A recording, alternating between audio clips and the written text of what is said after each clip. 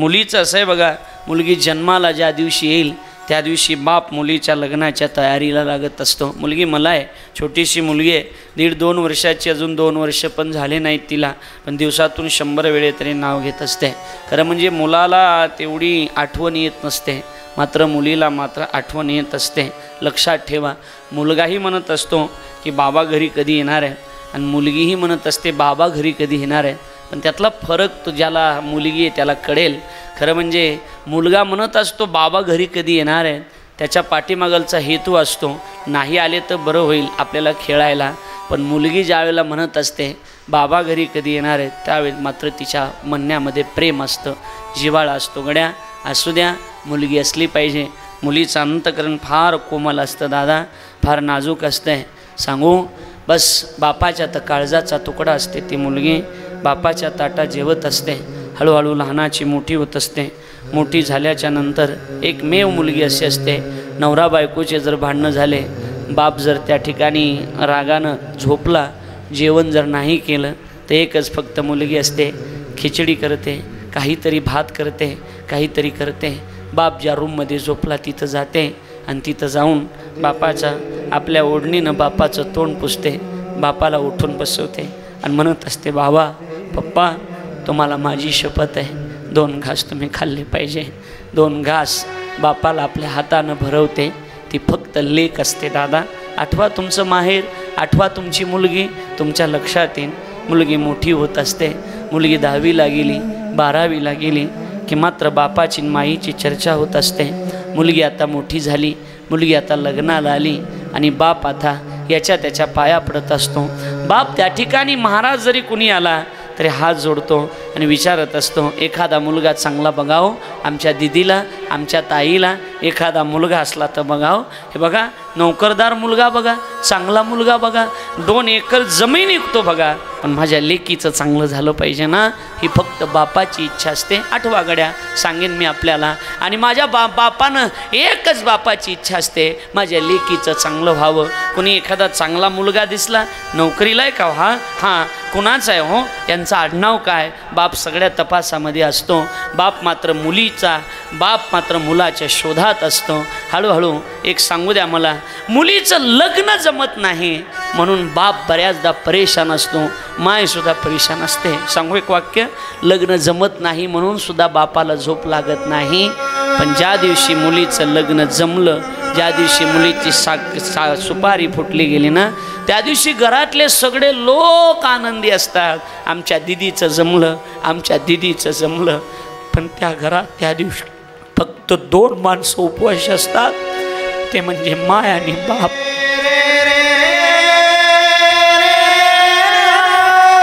सगळे लोक म्हणत असतात दिदीचं जमलं, आनंद असतात. पण माईला आणि बापाला माहिती आहे की आता हा आपल्या काळजाचा तुकडा घर सोडून जाणार आहे. मुलगी म्हणत असते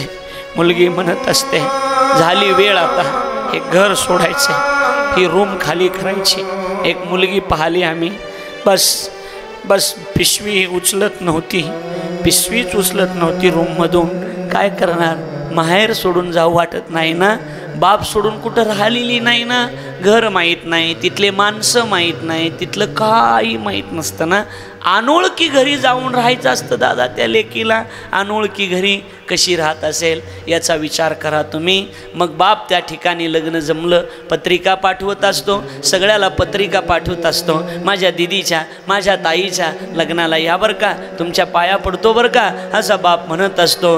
कर्ज काढून बाप मुलीचं लग्न लावतो. लग्न लावल्याच्या नंतर त्या ठिकाणी लग्न प्रसंग आहे. आठवा तुमचा प्रसंग, आठवा तुमच्या मुलीचा, ज्या मुली आहेत तरुण त्यांनी तुमचा प्रसंग आठवा. ज्यावेळेला तुम्ही नांदायला येत होता तेव्हाचा प्रसंग तुम्ही आठवा. आणि मग लग्नाच्या वेळेला बाप मात्र मंडपच्या दारात ताई उभा असतो. इकडून भाऊ, इकडून बाप, इकडून चुलता, दाढी वाढलेली, लाल शाल आता राहिली नाही. पण जुन्या काळामध्ये वरबाप म्हटलं की लाल शाल अंगावर असायची. लाल शाल म्हटलं की हा मुलीचा बाप आहे, हा मुलाचा बाप आहे. लाल शाल, वरबाप असतो.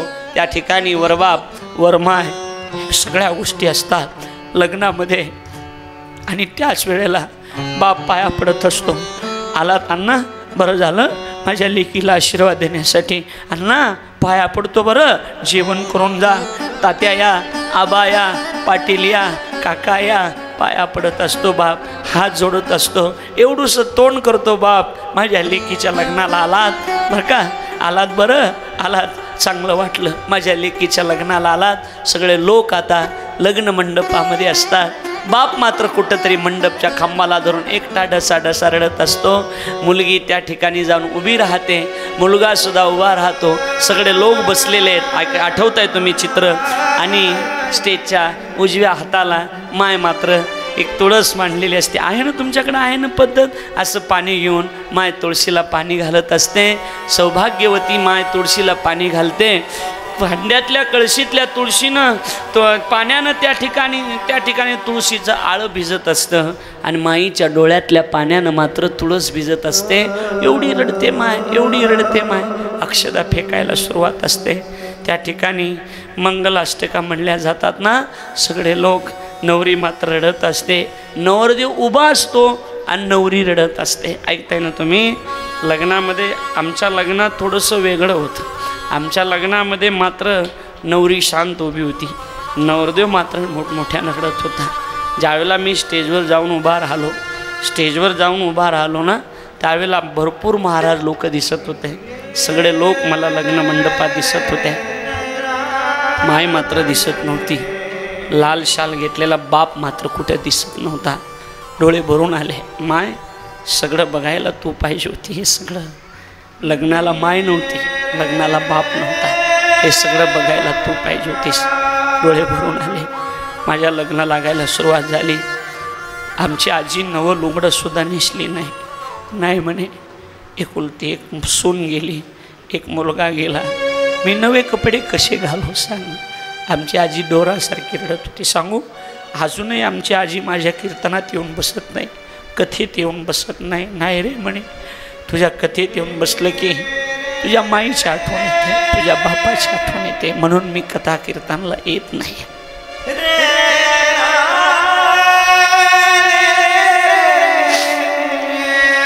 लग्न लागत असतं.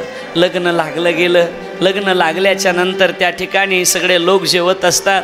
सगळे लोक मंडपमध्ये जेवत असतात. काही भावकीतले फिरत असतात, पोटभर जेवा, पोटभर जेवा. सांगू द्या मला, एकच पात्र त्या मंडपमध्ये फिरत असतं, पोटभर जेवा, पण अन्न वायाला जाऊ देऊ नका.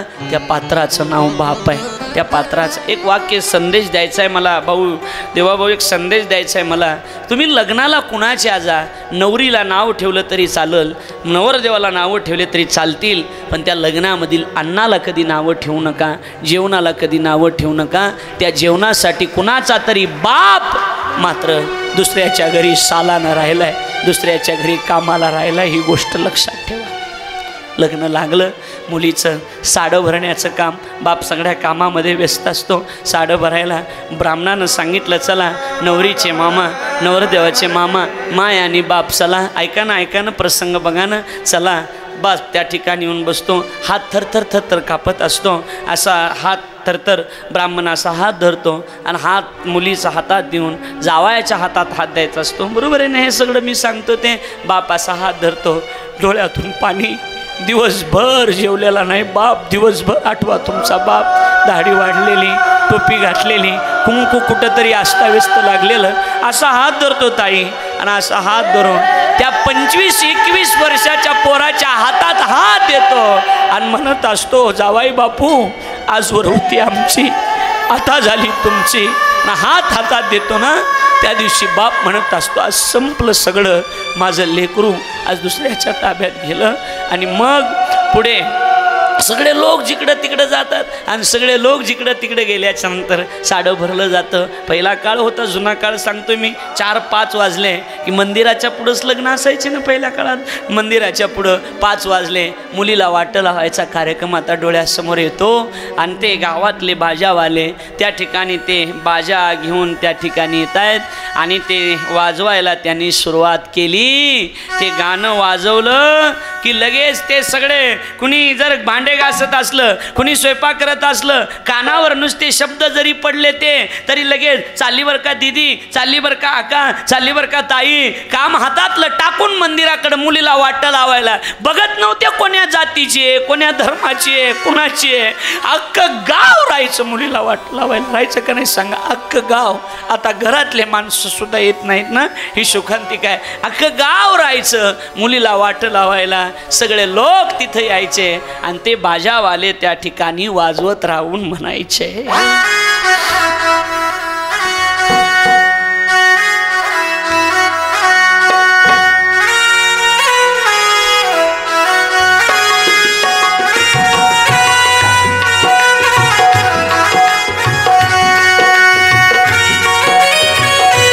आठवा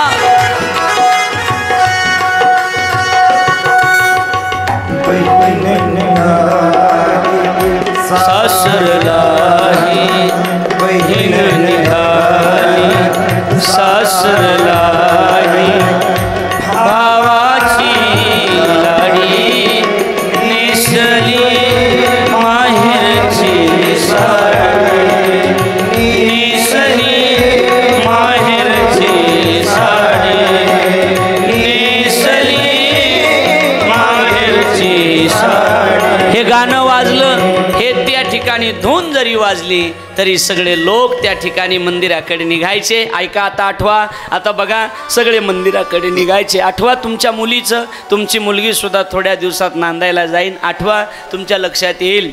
आणि मग चालली त्या ठिकाणी की मग सगळ्याच्या पाया पडायचं. ब्राह्मणानं ती गाठ बांधून दिलेली. मग अगोदर जुन्या माणसाच्या पहिलं पाया पडायचं आजोबाच्या. कुणाच्या? बरोबर बोलतोय ना मी? आजोबाच्या, आजीच्या पाया पडायचं. बस म्हाताऱ्याच्या जवळ गेलं. आबा, आबा दर्शन घेऊ द्या, आबा दर्शन घेऊ द्या म्हटलं की बारीक डोळे करून म्हाताऱ्यानं मुलीकडे बघायचं. तोंडावून असा हात फिरवायचा. चिमणे चाललीस? बस 6 महिन्यापासून 100ची नोट खिशात ठेवलेली होती. बनेलच्या खिशात हात घालायचा. 100 रुपयाची पिळवटी करायची, लेकीच्या हातात द्यायची. दाढी वाढलेली, मटकन मुका घ्यायचा आणि आबा येते मी, आबा काळजी घ्या, तब्येत सांभाळा, हां तुझा. आणि मग पुढं आजीच्या पाया पडायचं. सगळ्या वयस्कर लोकांच्या पाया पडायचं. मैत्रिणी असतात, मैत्रिणीच्या गळ्यामध्ये मिठी मारते, चालले ग सांभाळा स्वतःला, आता आपण खेळणार नाही, आता शाळेत सोबत नाही. मैत्रिणीच्या सुद्धा गळ्यामध्ये पडून ढसाढसा रडत असते. भावाच्या गळ्यामध्ये पडून हंबरडा पडते, दादा दादा लवकर यायचा घरी. आपल्या बापाला संध्याकाळी दिसत नाही. आपल्या बापाला पॅरेलिसचा झटका येऊन गेलाय. दादा मी तुझ्या पाया पडते, माघारी बोलू नकोस बाबाला. बघ माझी शपथ आहे तुला, आजपासून लवकर घरी ये जा. बापाला उलट बोलू नको. नाही ग ताई. म्हणून भावाच्या गळ्यात पडून ढसाढसा रडते. बहिणीच्या गळ्यात रडते. पुढं माय दिसते, माईच्या गळ्यामध्ये पडून ढसाढसा रडते. माईजवळ एकच सांगत असते मुलगी, आई चालले मी. आता तुमच्या दोघांचे भांडणं झाल्याच्या नंतर सोडवायला कुणी नाही ताई. आई चालले मी. आई तुला माझी शपथ आहे, माझ्या पप्पा बरोबर भांडण करायचं नाहीस, माझ्या पप्पाला त्रास द्यायचा नाहीस. आजपर्यंत भांडण मिटवायला मी होते, आता तुमचे भांडण कुणी मिटवणार नाही. आई मी तुझ्या पाया पडते, माईच्या गळ्यात मिठी मारते. आई आता भाकरी कुणी करणार नाही, पाणी सुद्धा तुलाच भरावं लागणार आहे. मोठमोठ्याने रडते, मोठमोठ्याने रडते. बाप कुठं तरी लांब उभा असतो ना. मुलगी आता बापाच्या दिशेनं जायला निघते.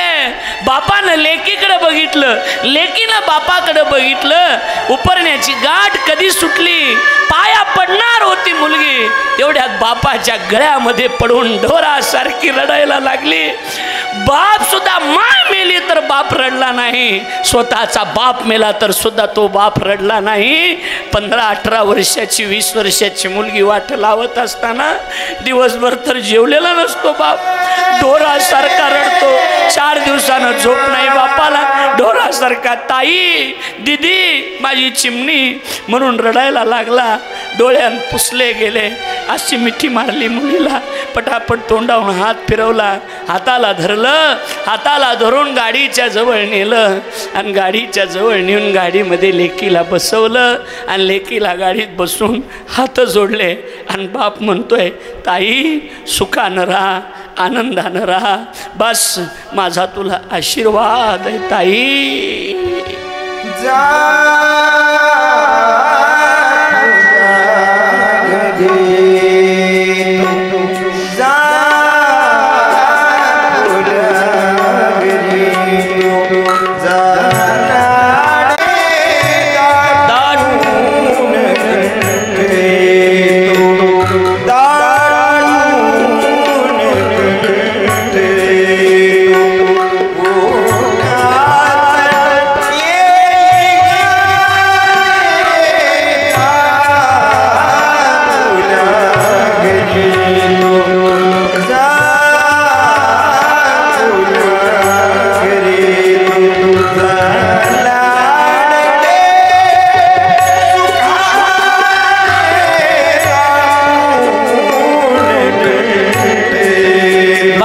आशीर्वाद देत असतो.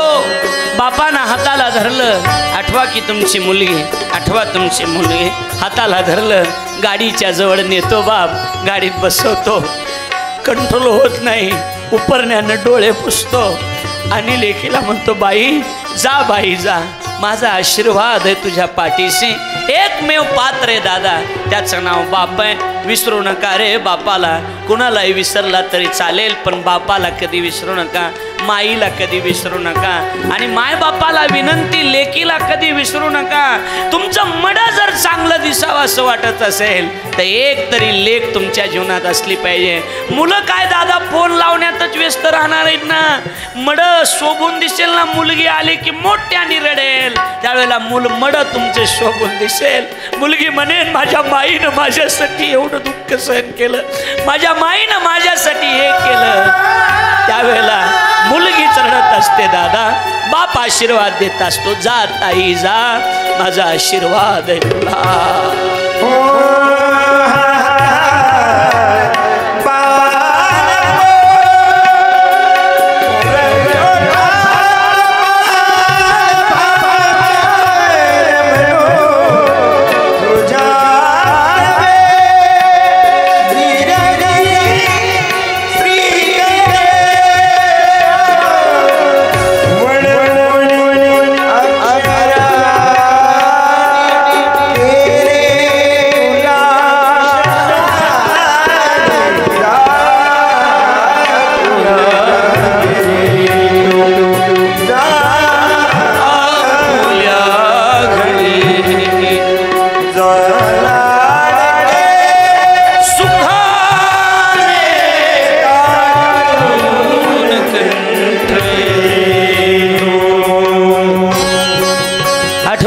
मुलगी, आठवा तुमच्या जीवनातला प्रसंग.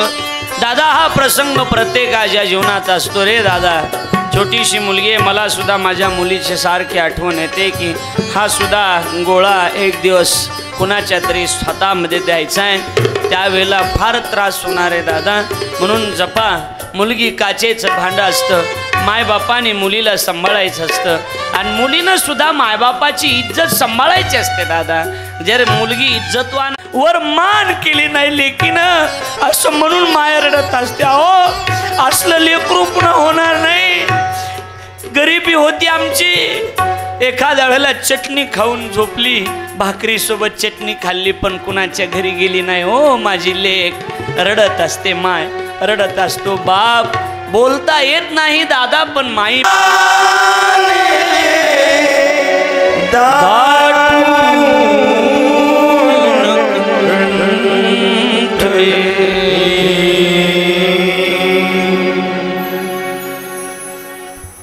हा प्रसंग प्रत्येकाच्या जीवनामध्ये येत असतो दादा. मला असं वाटतंय आपल्या जीवनात हा प्रसंग आलेला आहे आणि आज पर्वतराज आणि मैना मातेच्या जीवनामध्ये सुद्धा हाच प्रसंग आहे की पार्वती मातेची बिदाई त्या ठिकाणी करायची. मंडपमध्ये एकही माणूस नाही की खऱ्या अर्थानं त्याचे डोळे पाणावले नाहीत. बरोबर आहे ना, खूप डोळे पाणावून आले.